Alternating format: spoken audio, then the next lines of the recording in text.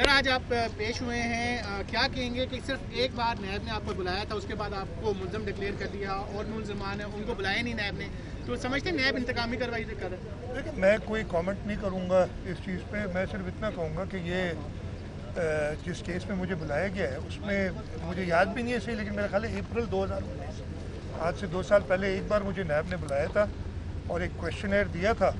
उस क्वेश्चनर का मैंने जवाब दिया। उसके बाद 2 साल तक तकरीबन मैंने इसके बारे में कुछ नहीं सुना और फिर मुझे टेलीविज़न से पता चला कि जी ये रेफरेंस फाइल हुआ है और टेलीविज़न से ही पता चला कि 31 तारीख को हमें समन किया गया मुझे, और मैं उस सिलसिले में कोर्ट के सामने हाजिर हुआ हूँ। सिर्फ आपको और तो मुझे अभी नहीं पता, रेफरेंस का कागजात मिले नहीं है कि उसमें क्या इल्ज़ामात लगाए गए हैं, लेकिन थोड़ी सी अफसोस इस पे ज़रूर है कि ये उस केस में मुझे बुलाया गया है जहाँ पे 100 मेगावाट का एक कामयाब पावर प्लांट लगाया गया है।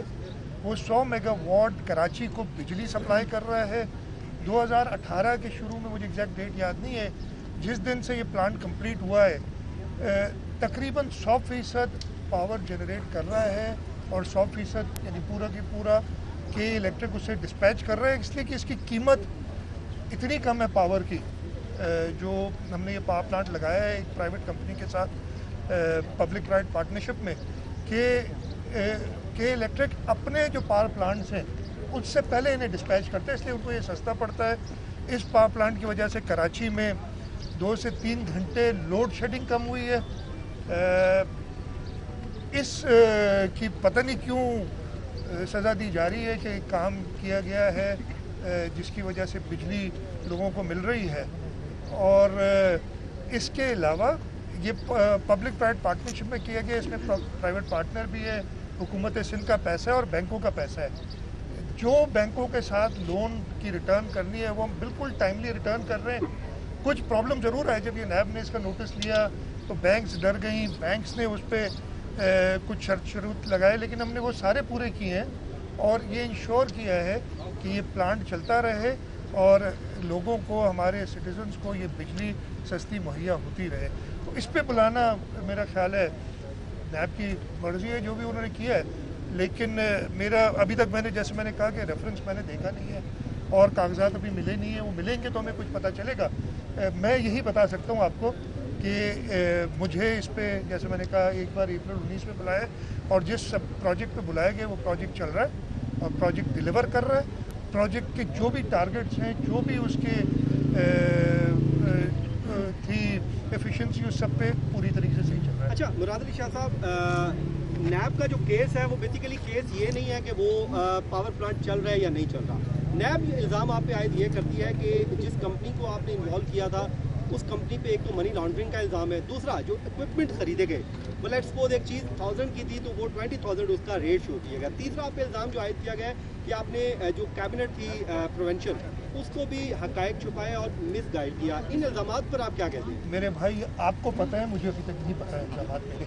बड़ी हैरत की बात है कि आपको ये सारे पता है इल्ज़ामात, मुझे नहीं पता है। मुझे, जैसे मैंने बताया, अप्रैल 2019 में एक सवालनामा दिया गया और ये जो आपने तीनों बातें कही हैं, मैंने कहा एक शायद कंपनी आप कह रहे हैं, आप अलेज कर रहे हैं कि मनी लॉन्ड्रिंग है। नैब का आपको बता रहा हूँ, नैब ने आपसे, मुझे नहीं पता, मैं ये कह रहा हूँ ना, आपने जो भी मुझे बताया। दूसरा अलेज कर रहे हैं महंगा लिया गया। तीसरा क्या था? तीसरा आपने जो आपने कैबिनेट, ये तीनों सवाल मुझसे नहीं किए गए। जो क्वेश्चनर मेरे पास मौजूद है, वो क्वेश्चनर मेरे पास मौजूद है, ये तीनों सवाल मुझसे किए ही नहीं, तो मैं उस पर और क्या कमेंट कर सकता हूँ। 3 अरब रुपये की इजाफी पेमेंट का भी इल्ज़ाम है कि इजाफी पेमेंट की गई है आपको। मुझे नहीं पता।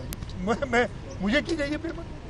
आपने पेमेंट की है आपकी जानिब से? मेरी जानिब से नहीं कोई पेमेंट। अच्छा सर, ये बताएं कि मैं बिल्कुल हुकूमत की जानिब से, हुकूमत की जानिब से भी नहीं हुई है। अच्छा, ये बताइए, जिस तरीके से कोरोना की वबा तेज़ी से फैल रही है, आप क्या समझते हैं कि अब जो है इंटरसिटी लॉकडाउन होना चाहिए और एनसीओसी का भी आज इजलास है, क्या सजेस्ट करेंगे आप फेडरल गवर्नमेंट को कि जो वैक्सीनेशन है वफाकी हुकूमत नहीं खरीद पा रही, वैक्सीनेशन भी खरीदनी चाहिए, लॉकडाउन की तरफ जाना चाहिए, नहीं जाना चाहिए? ये बड़ा अच्छा सवाल किया आपने। मेरे ख्याल है इन सब चीज़ों से ज़्यादा अहम है और अनफॉर्चुनेटली हम इसकी तरफ बिल्कुल ध्यान नहीं दे रहे। मैं रात को इधर पहुंचा था, आज मेरी सुबह 9 बजे हियरिंग थी, मैंने कल आ जाना था, मैं कल शाम को इधर इस्लामाबाद पहुंच गया था। यहाँ पहुंचने के बाद मुझे पता चला है, एक टेलीफोनिक कॉल के ज़रिए बताया गया है कि आज 2 बजे, पौने 2 बजे प्राइम मिनिस्टर साहब एनसीसी जो नेशनल कोऑर्डिनेशन कमेटी है उसकी मीटिंग कर रहे हैं और मुझे ऑनलाइन उस पर बैठने के लिए कहा गया। अनफॉर्चुनेटली मेरी वापसी की फ़्लाइट का यही टाइम है और मैं नहीं हो सकूँगा। बड़ा अनफॉर्चुनेट है कि मैं नहीं हो सकूँगा, इसलिए कि मैं बड़ा, जब से ये वबा फैली है 26 फरवरी को जो पहला केस आया है, मैं बड़ा स्ट्रॉन्ग प्रोपोनेंट हूँ इस चीज़ का कि हमने इसको अपने आप से बचाना है। और मैं खुशी महसूस करता हूँ कि जो स्टेप्स हुकूमत सिंध ने लिए शुरू में पिछले साल, आज से पूरा 1 साल पहले मार्च के इसी महीने में हमने जो स्टेप्स लिए थे, उसकी वजह से अल्लाह ताला ने हम पे मेहरबानी की, अल्लाह ताला ने करम किया कि ये वबा उस तरीके से हमारे मुल्क में नहीं फैली। और हमने क्या किया था, हमने उस वक्त वफाक की मुखालफत के बावजूद लॉकडाउन्स किए, हमने इंटरसिटी ट्रैफिक बंद की, हमने इंटरसिटी की वजह से इंटर प्रोविंशियल ट्रैफिक बंद हुई और उसकी वजह से अब अल्लाह ताला का शुक्र है सारे लोग क्रेडिट ले रहे हैं। मैं कह रहा हूँ मेहरबानी करके अब क्रेडिट लेना, ले क्रेडिट। ये वबा बहुत ख़तरनाक, और आज मैं इधर जो हालत देखी आप सब इधर, मैं तो मैं आपको बताता हूँ, मुझे कोरोना हुआ है, मैंने कल भी अपना टेस्ट कराया, अभी तक मुझे एंटीबॉडीज़ हैं। इसलिए मैं थोड़ा सा ज़्यादा कि अगर मैं शायद अगर मुझे वो एंटीबॉडीज़ नहीं होती तो मैं बड़ा डरता इधर आते हुए। मैं अभी भी डरा हुआ हूँ, इसलिए कि ये डिफरेंट वेरिएंट्स हैं, पता नहीं मेरी एंटीबॉडीज़ उन वेरिएंट्स को कहाँ करेंगी नहीं। मैं कहता हूँ कि प्रैग्मेटिकली प्रैक्टिकली सोचा जाए। इस वक्त हम एक बहुत बड़े क्राइसिस में जा सकते हैं। जब दुनिया निकल रही है, दुनिया ने वैक्सीन इस तरीके से लगा दी है लोगों को, हमारे यहाँ तो अभी शुरू भी नहीं, आटे में नमक के बराबर भी नहीं है जो वैक्सीन लगी हैं, और हम बहुत वल्नरेबल हैं। बाकी दुनिया कम वल्नरेबल है। अब उन्होंने वैक्सीन के साथ खोलना शुरू कर दी चीज़ें, हम वैक्सीन लगा नहीं सके, वैक्सीन टाइमली ला नहीं सके, और उसके बाद हम अभी भी ये बात करते हैं। मैं बड़ा ओपनली कह चुका हूँ, लोग इसको कहीं कहीं नापसंद भी करते हैं, जान से ज़्यादा जहान नहीं है। जान है तो जहान है, लाइफ फर्स्ट एंड वो क्या लिवेबिलिटी इज़ लेटर। पता नहीं क्यों एक आगे आपने कर क्या दिया, आपने बड़ी बातें की, जो हमारे लॉकडाउन जो शुरू में हम लगा रहे थे उसको अपोज करके, खैर आपने फिर फॉलो किया, सब ने फॉलो किया, चारों सूबे थे, बाकी तीनों सूबों ने, वफाक ने फॉलो किया। आप लेकिन बातें क्या कर रहे थे कि हमने अपनी मईशत को बचाना। क्या बचाना है? आपकी मईशत वर्स्ट परफॉर्मिंग है इस रीजन में, इस वक्त दुनिया में प्रॉब्ली वर्स्ट परफॉर्मिंग मईशत है। अब इतनी अच्छी मईशत दी कि आपको वज़ीर ख़जाना को निकालना पड़ा, और इल्ज़ाम मैं नहीं कह रहा हूँ, ये खुद ही इल्ज़ाम लगा रहे कि महंगाई की वजह से निकालना पड़ा। तो ये ऑब्जेक्टिव भी आपने कोई अचीव नहीं किया, लोगों की ज़िंदगी को ख़तरे में डाला। अल्लाह ताला का करम है। और मैं फिर कहता हूँ, हुकूमत सिंध के जो बरवक्त थे इसमें इक़दामात, उनकी वजह से पूरे पाकिस्तान को फ़ायदा हुआ। इसी वजह से तो सारों ने फॉलो किया हमें, इसी वजह से तो एक एक सूबे ने फिर वो। और मैं कल देख रहा था, एक सूबे के चीफ मिनिस्टर कह रहे थे कि हम ये करेंगे, मैं बड़ा खुश हो रहा था।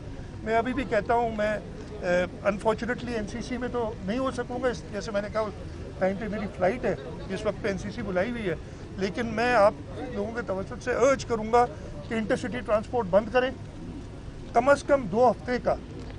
मैं ये नहीं कह रहा आप मोहल्ले भले खुले रखें, लेकिन ये जो टर्मिनोलॉजीज नहीं निकली थी ना, smart lockdown, micro stock lockdown, there is nothing like this.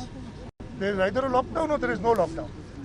आप लोग अगर ये करते रहेंगे कि जी कराची से आज 16 लोग 15 लोग बुलाए हुए थे इधर इस्लामाबाद में, मुझे याद है जब लास्ट नैब की मेरी एक हियरिंग थी, पता नहीं कौन सा केस था उसके सिलसिले में, तब भी मेरे से, बल्कि मैंने आपको बताया था कि वो मैं आपको फिर बता रहा हूँ, उस नैब की हियरिंग में वो 1-1.5 घंटा में जब बाहर निकला, कहा कि जी आप आज तो 1.5 घंटे बैठे रहे।